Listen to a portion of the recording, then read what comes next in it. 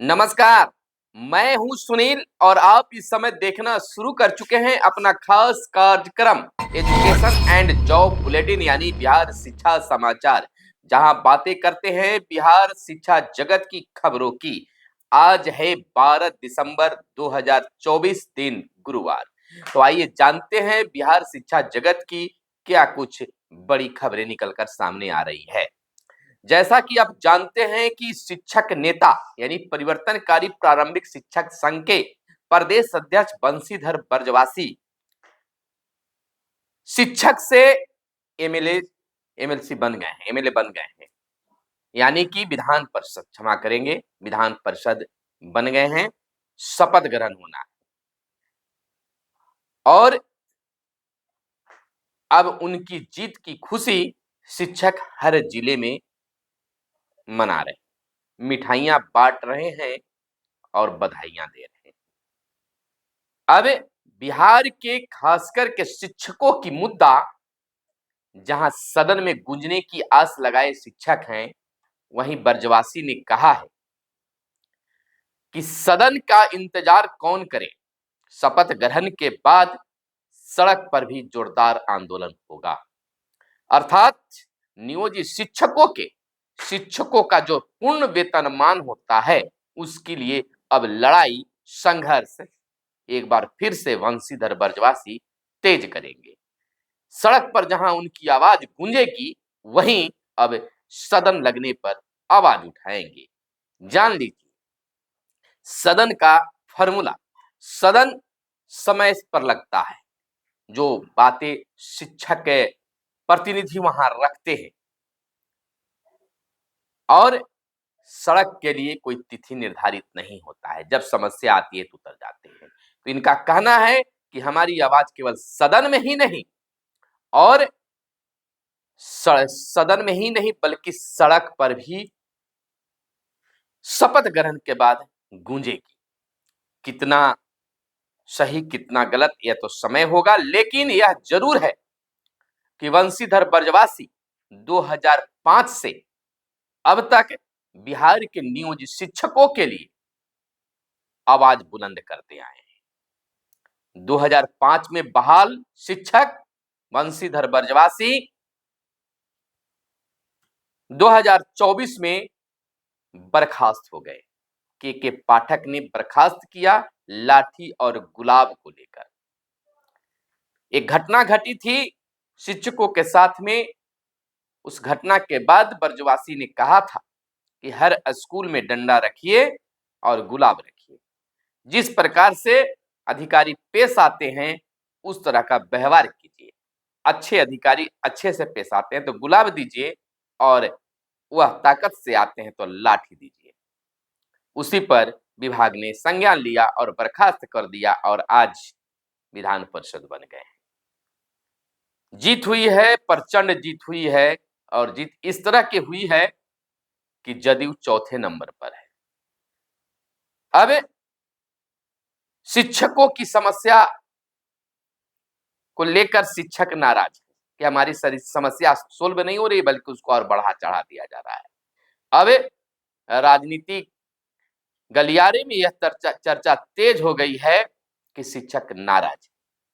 विभाग भी बीते दिन से नरम नजर आने लगी है, और ये सिद्धार्थ ने भी मीडिया में बयान दिया है। अपने मीडिया के खास इंटरव्यू में उन्होंने कहा शिक्षकों को दूर नहीं किया जाएगा, बल्कि यह जो खास तबादले के जो 1 दिसंबर से 15 दिसंबर तक आवेदन लिए जा रहे हैं, उनका जनवरी में पोस्टिंग कर दिया जाएगा। उसके बाद सामूहिक रूप से लोगों से तबादला के लिए मांगा जाएगा। नरमता तो आया है। अब वहीं बता दें कि एक और बड़ी खबर चर्चा की विषय बन गई है। वह पत्र चर्चा का विषय बन गया है, वह कार्य चर्चा का विषय बन गया है। शिक्षकों पर हमेशा उंगलियां उठती है, लेकिन पदाधिकारियों पर कौन गौर करे। लेकिन ऐसे ऐसे कारनामे हो जाते हैं जिससे पता चलता है कि सचमुच में शिक्षक परेशान है। घूसखोरी के उद्देश्य से काउंसलिंग में सही डॉक्यूमेंट को जानबूझकर डाउटफुल कर पैसा वसूलने के आरोप में मधुबनी के 5 कर्मियों का पर स्पष्टीकरण हुआ है। यह इस तरह से भी शिक्षकों को परेशान किया जाता है। देखिए पत्र में क्या लिखा गया है, आपको बता दें कि स्पष्टीकरण मांगा गया है और कहा गया है कि इस तरह से क्यों हुआ है। वह पत्र आप तक पहुंच गई है, इसलिए विशेष उस पर चर्चा नहीं होगी, लेकिन इस तरह के मामले आते रहते हैं। शिक्षकों को परेशान करने की जो प्रवृत्ति है वह बीआरसी से डीपीओ कार्यालय, डीओ कार्यालय तक होती है। एक पत्र के लिए, एक साइन के लिए भी शिक्षकों को परेशान किया जाता है। यह किसी से छुपा हुआ नहीं है। यह हमेशा शिक्षकों के द्वारा आवाज उठाते रहा है। दूसरी खबर हम बता दें कि बीते दिन जहां एस सिद्धार्थ ने ट्रांसफर पोस्टिंग को लेकर बयान दिया, नरमता लाई, वहीं बीते दिन शिक्षा मंत्री सुनील कुमार ने भी बिहार में शिक्षकों की पोस्टिंग को लेकर बड़ा बयान दिया। बिहार में शिक्षकों की ट्रांसफर पोस्टिंग से जुड़ी बड़ी खबर यह निकल कर आई है कि शिक्षा मंत्री ने बड़ी जानकारी मीडिया कर्मियों को दी। आपको बता दें खबर को कि बिहार में शिक्षकों की ट्रांसफर पोस्टिंग को लेकर बिहार के शिक्षा मंत्री सुनील कुमार ने बीते दिन पत्रकारों से बातचीत में बड़ी जानकारी देते हुए कहा कि जल्द ही पूर्व की तरह उदारता के साथ जो शिक्षकों की ट्रांसफर पोस्टिंग है वह की जाएगी। दरअसल जो नई ट्रांसफर पोस्टिंग नीति बिहार सरकार की ओर से शिक्षकों के लिए लाई गई थी उसे तत्काल प्रभाव से रद्द कर दिया गया है और पुनः एक उदारता वाली नीति लाकर तमाम लोगों को इसका लाभ दिया जाएगा, यानी जल्द पोस्टिंग ट्रांसफर किए जाएंगे। हालांकि यह भी बता दें कि सक्षमता पास शिक्षक जो हैं वह इस इंतजार में है कि हम राज्यकर्मी कब बनेंगे, लेकिन विभाग इस पर मौन धारण किए हुए है। आपने ज्वाइनिंग लेटर देकर यह क्या सिद्ध कर दिया, क्या बतलाना चाहते हैं? मुख्यमंत्री के हाथों से दिवाकर शिक्षक अभी भी नियोजित शिक्षक बनकर उसी वेतनमान में, उसी वेतन पर बने हुए हैं। तो क्या शिक्षकों के साथ आप धोखा नहीं कर रहे हैं? अन्याय नहीं हो रही है? संवैधानिक हनन नहीं हो रही है? शिक्षकों के साथ मजाक नहीं हो रहा है? इनका जवाब शिक्षक चाहते हैं। इन जवाबों के साथ शिक्षक अब आंदोलन के मूड में भी हैं।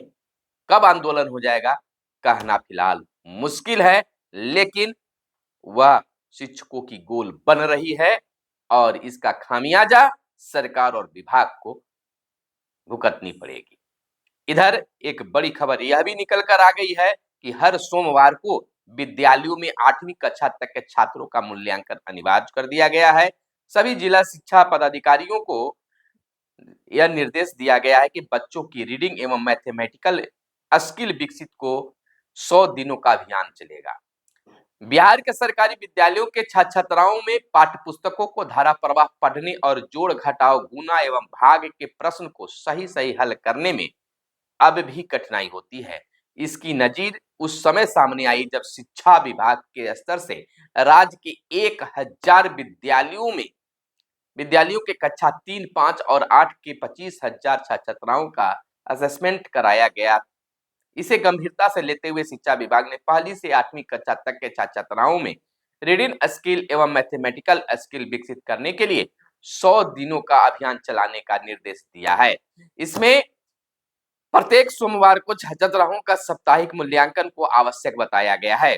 प्राथमिक शिक्षा निदेशक पंकज कुमार ने सभी जिला शिक्षा अधिकारियों को निर्देश दिया है कि सभी बच्चों को पढ़ना लिखना आना चाहिए। यानी कि उसी खबर में हम आपको बता दें कि अवधि दिया गया है और ऊपर से बात हम करते हैं कि यह जो है चालू वित्तीय वर्ष में 2024-25 की शेष अवधि में पहली से 8वीं कक्षा तक के छात्रों में रीडिंग एवं मैथमेटिकल स्किल को विकसित किया जाना आवश्यक है, ताकि इन छात्रों का आधार मजबूत हो सके एवं वे अगली कक्षा के लिए तैयार हो सके।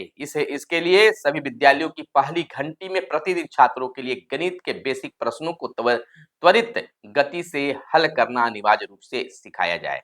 दूसरी घंटी में रीडिंग क्लास अनिवार्य रूप से आयोजित हो।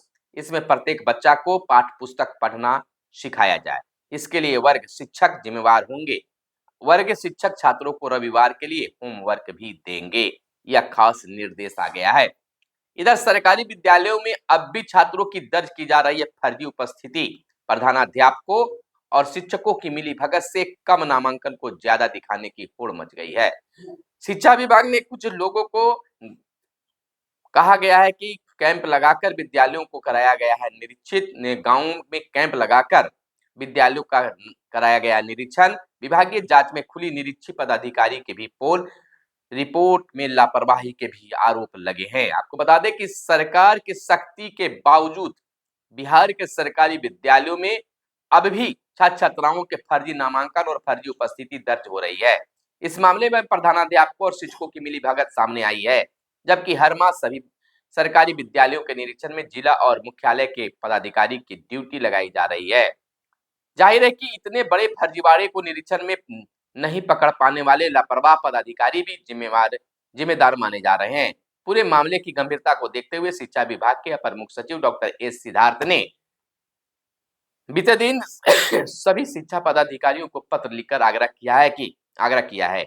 उन्होंने कहा है कि अगर स्थिति में सुधार नहीं हुआ तो दोषियों को बख्शा नहीं जाएगा, उनके खिलाफ निलंबन से लेकर बर्खास्ती तक की कार्रवाई होगी।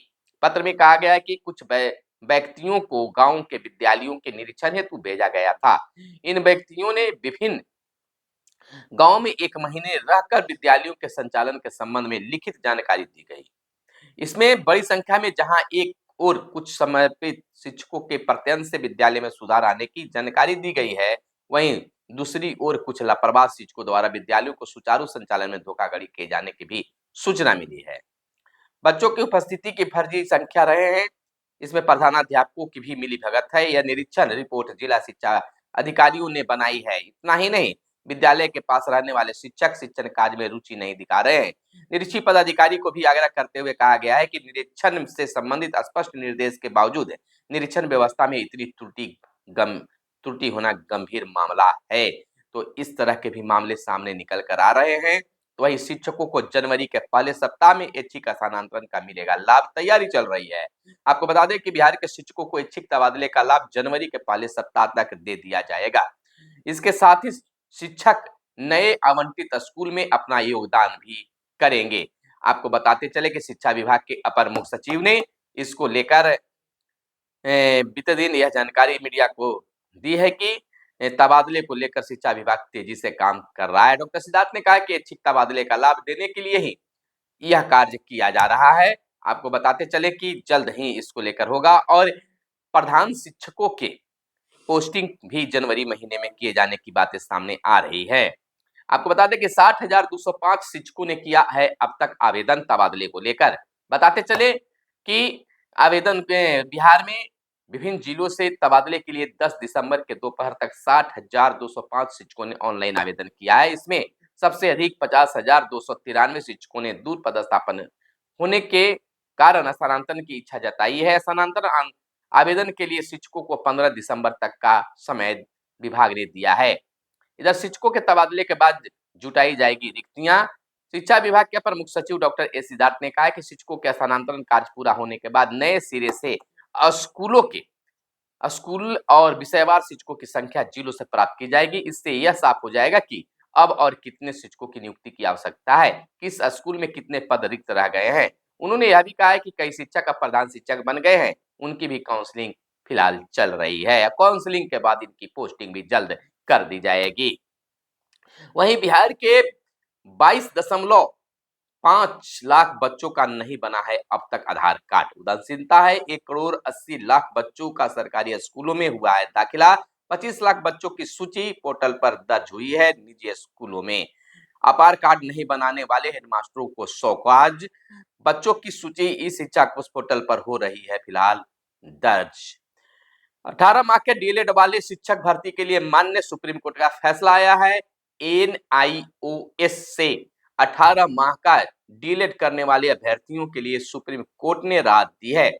सुप्रीम कोर्ट के जस्टिस बीआर गवई ने पिछले साल एनआईओएस डीएलएड को फ्रेश शिक्षक भर्ती में अयोग्य माना था, जिसके खिलाफ पुनर्विचार याचिका दाखिल की गई थी, जिसकी फाइनल सुनवाई करते हुए जस्टिस गवई ने फैसला सुनाया है कि 18 माह का डिप्लोमा कोर्स सभी शिक्षक भर्तियों के लिए मान्य है।